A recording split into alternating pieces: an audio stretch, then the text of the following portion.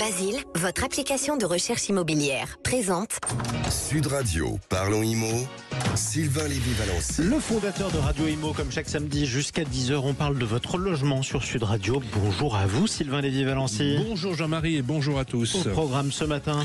Alors, comme on le sait, chaque semaine, on parle vrai, on parle immobilier. On va essayer de trouver des solutions à vos problèmes et de vous renseigner notamment dans le domaine de l'immobilier. Cette semaine, je vous propose, Jean-Marie, de faire un focus sur un phénomène que l'on connaît assez peu finalement. C'est le gaspillage de mètres carrés. Avec un angle très intéressant, les bâtiments ne sont pas assez utilisés et pourraient être, par exemple, mutualisés. C'est ce dont on va parler avec une élue très engagée sur le sujet. C'est Éléonore Slamin. Eh ben, c'est parfait, c'est passionnant. On a tous des espaces inutiles dans nos immeubles. On va parler aussi répondre aussi aux questions de nos auditeurs. Absolument, les questions de nos auditeurs qui sont chaque semaine de plus en plus nombreux à nous poser des questions sur l'immobilier, mais aussi bien évidemment sur la rénovation énergétique. C'est bien le sujet également du jour. Oui, c'est au 0826 300 300 que vous laissez vos messages. Les chaudières, c'est au programme ce matin. Absolument. Ouais. Et on est à l'approche de l'hiver, donc il va c'est falloir ça, en parler. ça peut servir. Exactement, on en parlera. On fera le tour de France des biens à acheter, des biens coup de cœur un peu partout en France. Mais tout de suite, on commence par les infos de la semaine à retenir avec Grégoire Darico. Bonjour à vous, mon cher Grégoire. Sylvain. Salut Grégoire. Bonjour, on va Sylvain. commencer par une mauvaise nouvelle, de plus pour les propriétaires. Je suis désolé d'attaquer tout de suite de cette manière, mais Sylvain, le Premier ministre Michel Barnier a exaucé un vœu des collectivités locales. Les frais de notaire ou droits de mutation à titre onéreux vont augmenter de 0,5 points. Alors une décision qui tombe mal pour les Français, mais un coup de pouce non négligeable pour les collectivités. Et oui, mais comment ça va se passer du coup ? Alors ça tombe mal pour les Français parce qu'on commençait à avoir une embellie, on en parlait dans cette émission sur le marché de l'immobilier, parce que ce seront les primo-accédants qui seront les principales victimes de cette mesure. On en avait parlé la semaine dernière, les primo-accédants, c'est un moteur essentiel pour le dynamisme du marché de l'immobilier et ils ont besoin en ce moment plus que d'habitude de tout le soutien possible pour mener à bien leur projet. Et d'après le courtier CAFPI, une hausse de 0,5% des droits de mutation dans une transaction immobilière représente grosso modo 1250 € supplémentaires pour un crédit moyen de 250 000 € et c'est non négligeable. Écoutez, bis repetita, qu'est-ce qu'il fallait attendre de ce gouvernement qui tape encore sur les propriétaires et les primo-accédants ? C'est pas grave, c'est comme ça. Vous avez parlé également d'un coup de pouce quand même sur les collectivités locales, et c'est une vraie demande. Oui Sylvain, parce que cette piste, elle était étudiée depuis longtemps. On rappelle que dans ce qu'on appelle les frais de notaire, tout ne va pas dans la poche du notaire. Loin de là. En fait, sur ces frais de notaire dont vous vous acquittez pour l'achat d'un bien, frais qui sont de 2 à 3% pour un bien neuf et de 7 à 8% pour un bien ancien.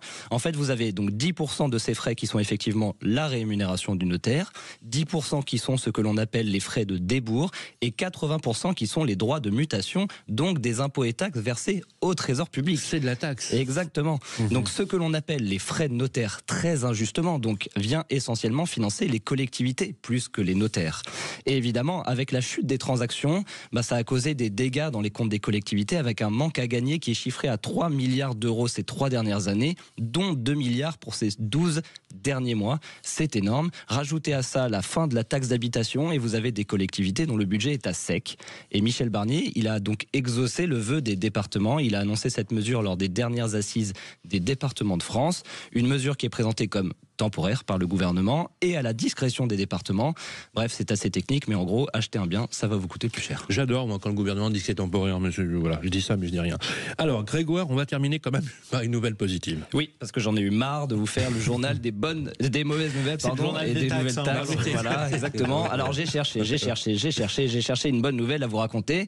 Et à défaut de bonnes nouvelles, j'ai cherché quelque chose d'insolite ou de plus léger. Et c'était pas très simple, mais on va parler du dernier baromètre de Qualitel qui s'appelle Habiter hier, aujourd'hui et demain. Dedans, on peut voir quelles sont les évolutions dans les logements qui ont marqué les Français ces 50 dernières années. Et à travers ça, l'arrivée de certains équipements qui nous paraissent pourtant évidents aujourd'hui. Alors, les 65 ans et plus, catégorie qui ne concerne personne sur ce plateau, ne sont que 51% à avoir eu une douche, par exemple, dans leur logement de leur enfance, contre 74% des 25-34 ans, autre catégorie qui ne concerne personne sur ce plateau. Et pareil pour le lave-vaisselle, que 13% des 65 ans et plus avaient il y a 50 ans, contre 63% des 25-34 ans. Alors certains équipements que l'on pouvait retrouver il y a quelques années encore disparaissent, au grand regret de certains. Par exemple, 44% des interrogés n'ont plus de concierge et 40% le regrettent. 36% n'ont plus de cave et près de 50% le regrettent. Et 22% n'ont plus de placard ou de zone de rangement intégrée dans les chambres ou dans les séjours, et 70% le regrettent. Juste pour finir, c'est très français quand même. Je ne sais pas si vous avez remarqué dans votre sondage, oui, il y a toujours plus de gens qui regrettent une perte que de gens qui ont perdu quelque chose. En France, Jean-Marie, quand même. Il faut bien qu'on râle, mais sinon c'est pas drôle. Bon, juste pour finir, les 3 plus grandes améliorations depuis 50 ans selon les interrogés sont le double vitrage à 56%, l'isolation thermique des logements à 50% et l'isolation acoustique des logements à 46%. Ouais, on va pas trop isoler acoustiquement, déjà qu'on vous entend difficilement, mon cher Grégoire, ce matin. On va vous laisser reprendre un petit peu de sirop d'ici là, petit être fragile que vous êtes. Restez avec nous sur Sud Radio, on parle logement dans un instant. On va parler logement avec une élue engagée qui incarne une bonne classe politique, qui se bat, qui fait de son combat le focus sur le gaspillage de mètres carrés. Optimisez vos mètres carrés, voilà, à tout de suite sur Sud Radio. Basile, votre application de recherche immobilière, présente Sud Radio, parlons IMO, Sylvain Lévy-Valency. On parle logement jusqu'à 10h avec vous, Sylvain Lévy-Valency, et avec votre invité. Absolument, merci. Bonjour, Éléonore Slamin. Bonjour. Merci d'être avec nous. Vous êtes maire adjointe dans le 12e arrondissement, vous êtes en charge du logement, de la lutte contre les inégalités et contre l'exclusion. Vous êtes également maire du quartier Bel Air Nord, c'est dans le 12e arrondissement. Tout à fait. Merci de répondre à nos questions. Vous avez publié un livre que je vais montrer. Je ne sais pas si on a une caméra. Voilà.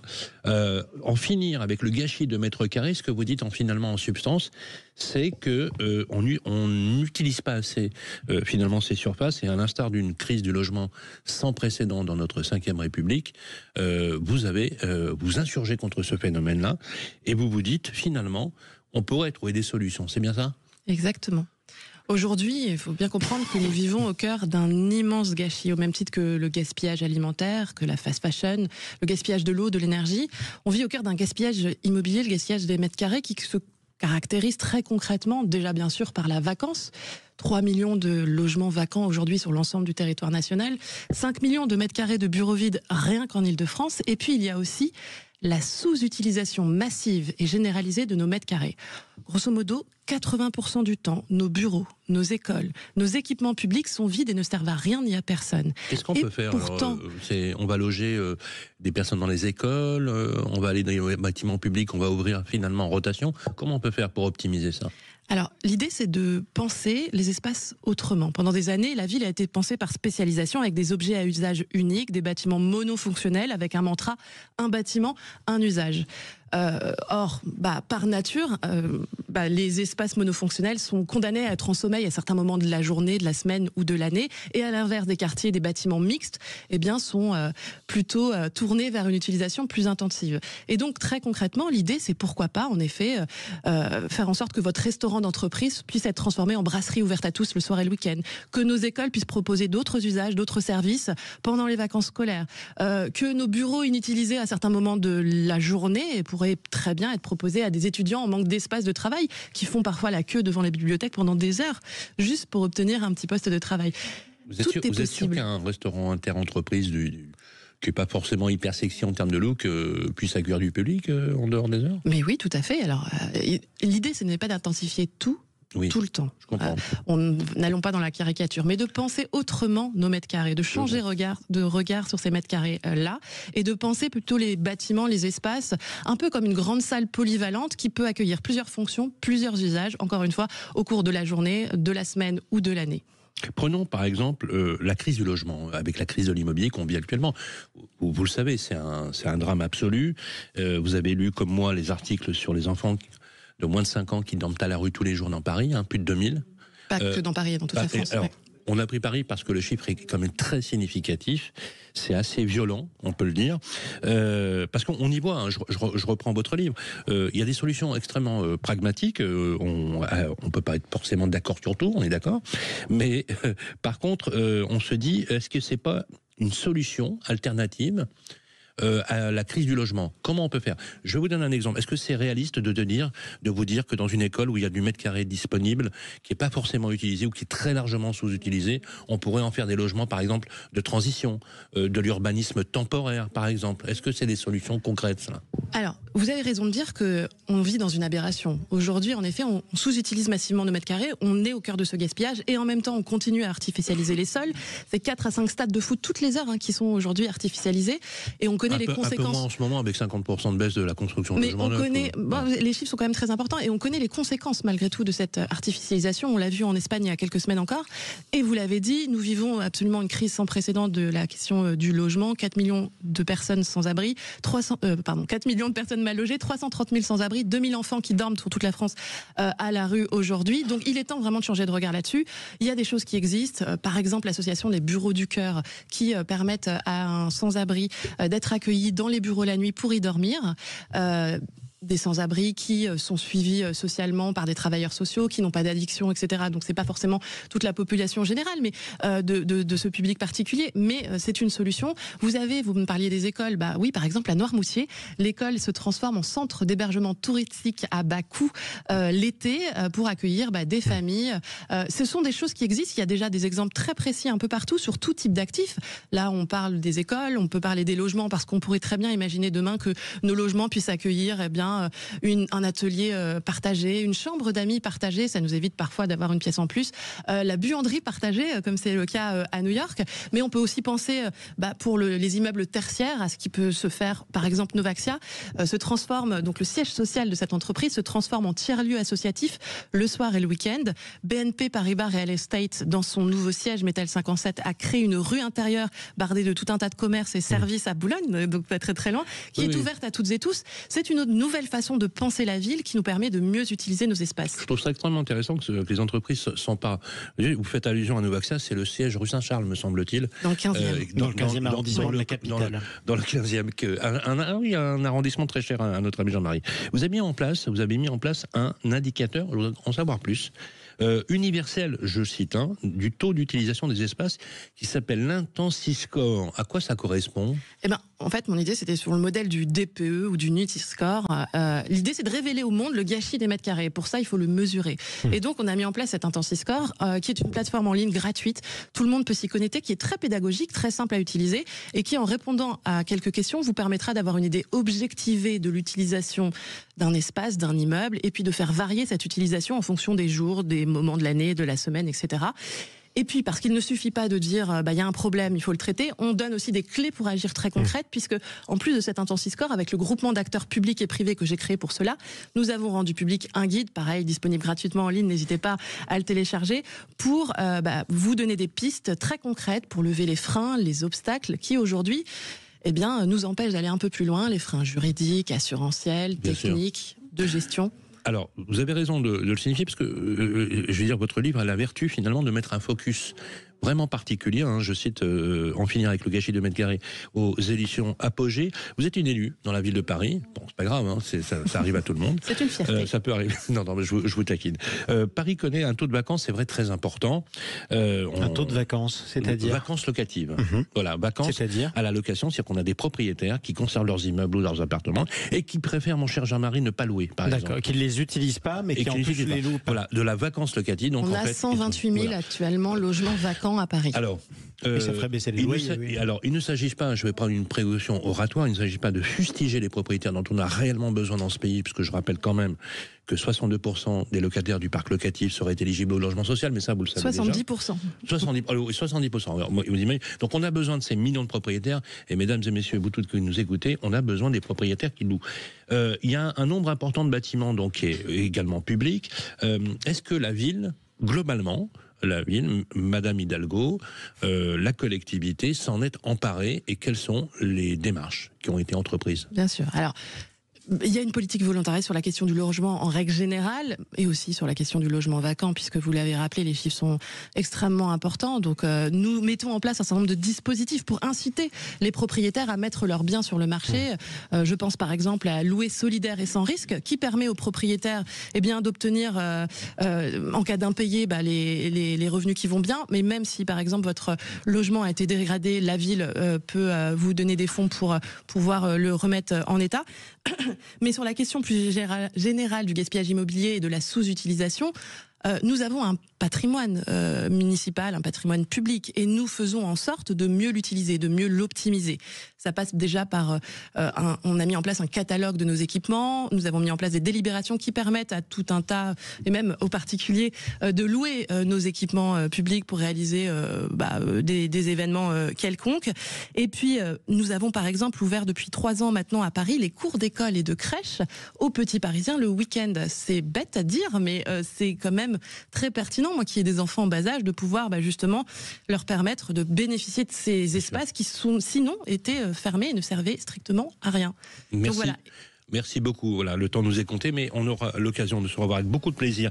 Merci d'être venu, Éléonore Slama. Je rappelle que vous êtes maire adjoint dans le 12e arrondissement et maire du quartier Bel Air dans le 12e. Également l'autrice de En finir avec le gâchis de mètres carrés aux éditions Apogée. Procurez-vous-le, et vous allez voir, c'est très intéressant. Merci à vous. Allez, restez avec nous sur Sud Radio. On parle IMO jusqu'à 10h. Dans quelques instants, le répondeur de Sud Radio 0826 300 300. Que faire quand on a des dégâts des eaux qui s'accumulent et se multiplient chez soi et qu'on est locataire? À tout de suite. Basile, votre application de recherche immobilière, présente Sud Radio, parlons IMO, Sylvain Lévy-Valency.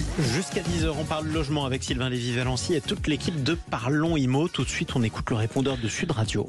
avec la Massif, économisez en changeant d'assurance de prêt immobilier. Conditions sur massif.fr. La Massif présente Sud Radio, parlons IMO, ça vous concerne. Mais oui, ça vous concerne. C'est pour ça que vous êtes nombreux à laisser vos messages au 0826 300 300.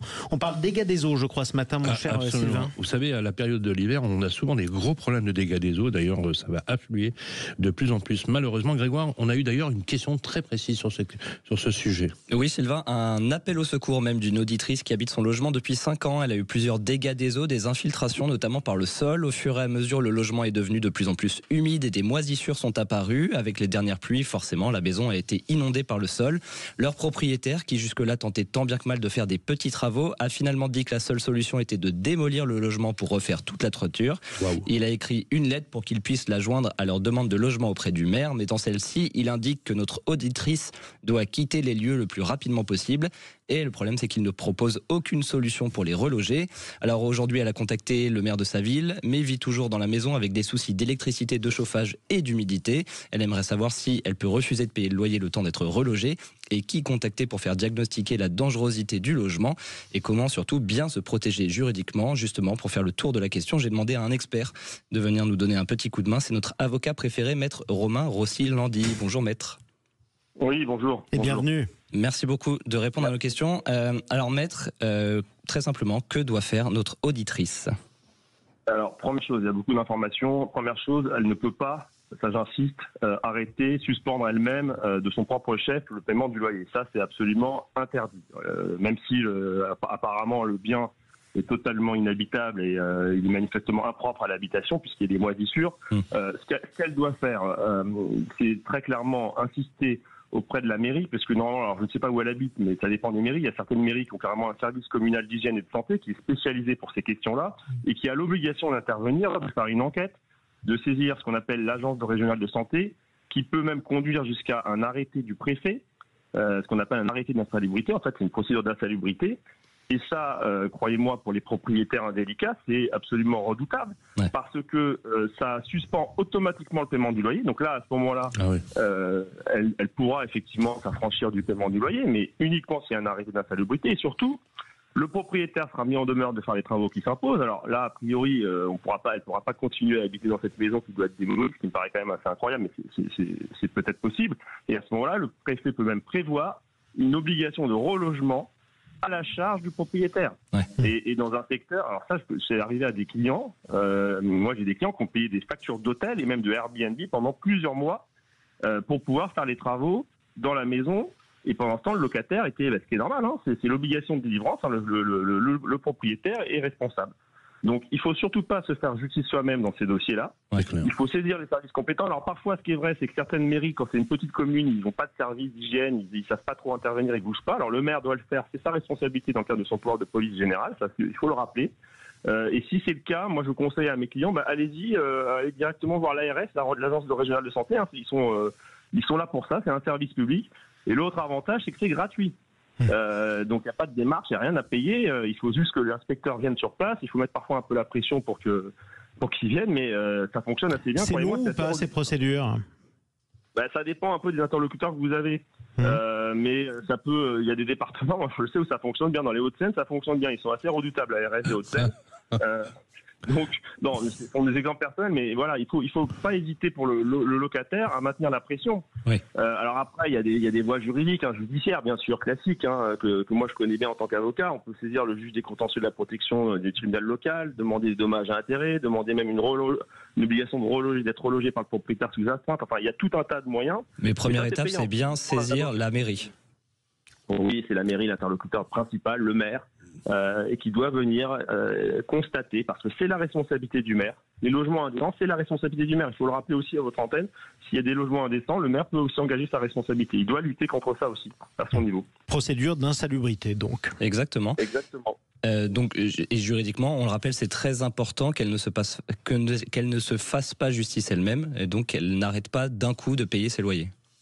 Jamais, on doit jamais, je le redis à votre antenne, aujourd'hui le locataire ne se fait jamais justice humaine. Il faut soit une autorisation du juge, soit un arrêté d'insalubrité.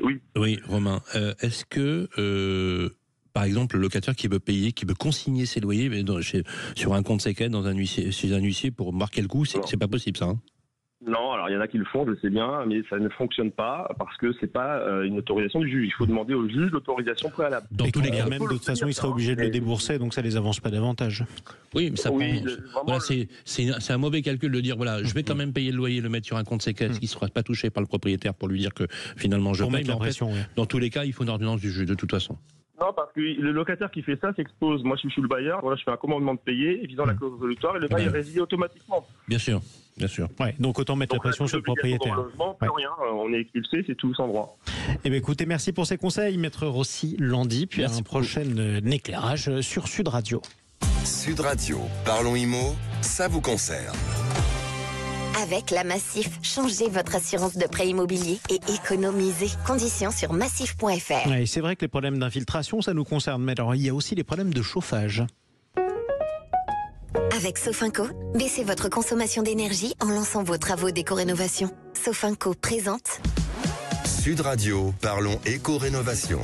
Le chantier du siècle, Grégoire Darico. Et oui, nous sommes ravis d'en parler chaque semaine, de parler rénovation énergétique. Avec nous, Laurent Permas. Bonjour Laurent, vous êtes directeur de Sofinco Éco-Transition. Et cette semaine, Laurent, j'ai envie de changer ma chaudière à gaz. Mais j'ai cru voir dans la presse que la TVA allait augmenter. Alors, est-ce qu'il faut que j'en profite ? Bonjour Grégoire, vous avez bien lu. En effet, il y a deux types de chaudières qui sont concernées. La première, c'est la THPE, la chaudière à très haute performance énergétique qui bénéficie aujourd'hui d'un taux de TVA à 5,5. Et celles moins performantes qui sont en fait les chaudières à basse température qui, elles, bénéficient d'un taux à 10%. Et vous avez jusqu'au 31 décembre 2024 pour bénéficier encore de cette TVA. Ah oui. À partir du 1er janvier 2025, ces taux de TVA vont augmenter de 20% pour ces deux types de chaudières lorsque, justement, vous allez choisir une chaudière à gaz. Et c'est quoi, du coup, l'impact financier, Laurent, de cette hausse ? Eh bien, en moyenne, une chaudière à gaz, c'est 5 000 € avec la TVA 5,5 incluse. Et donc, au 1er janvier 2025, celle-ci va passer avec une TVA à 20%. C'est 700 € de plus sur votre facture.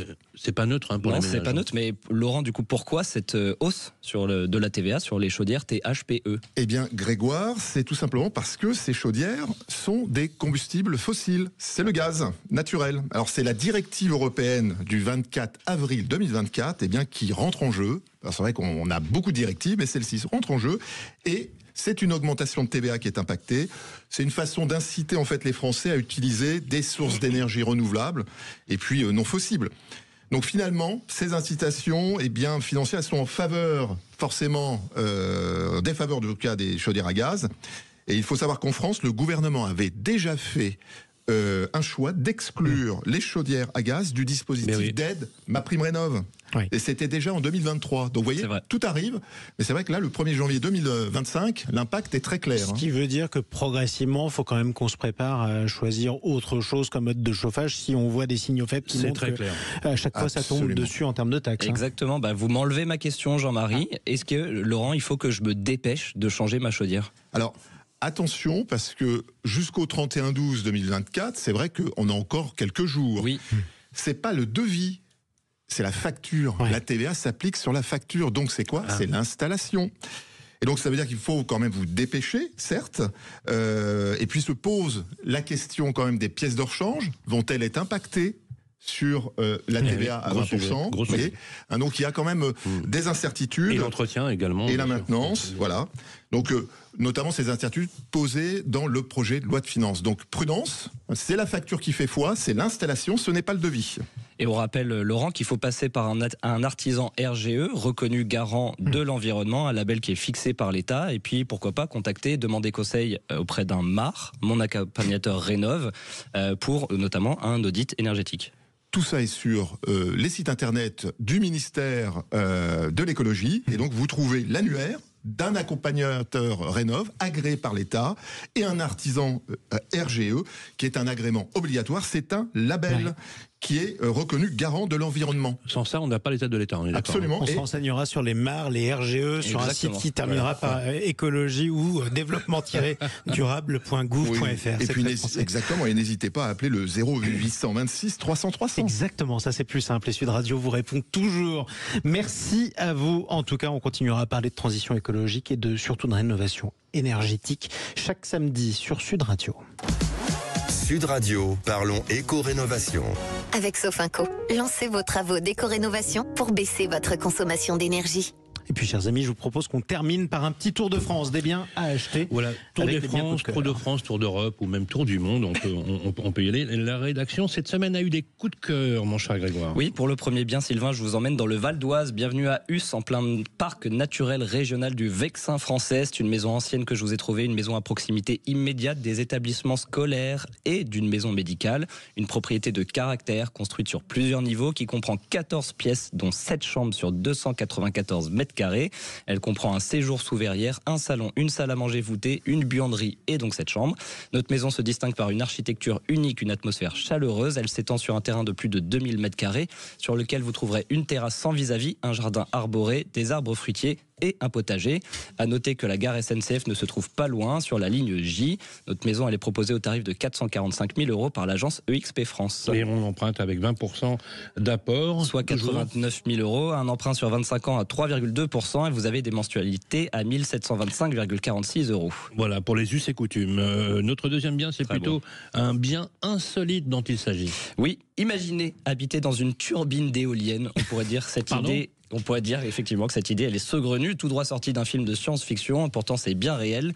C'est l'énergéticien Vattenfall qui a présenté ce concept révolutionnaire à l'occasion de la Dutch Design Week, donc à Eindhoven fin octobre. Il s'agit de convertir une turbine en tiny house, c'est-à-dire dotée de tout le confort moderne. C'est sur Heureusement qu'on 4 avait une mètres. invitée qui nous parlait d'optimisation des mètres carrés. J'optimise à fond. 4 mètres de large, 10 mètres de long, 3 mètres de haut. On a Elle résolu. comprend une cuisine, une salle de bain, des équipements modernes comme une pompe à chaleur et des panneaux Est-ce que la solaires. chambre est dans l'hélice ou pas Oui.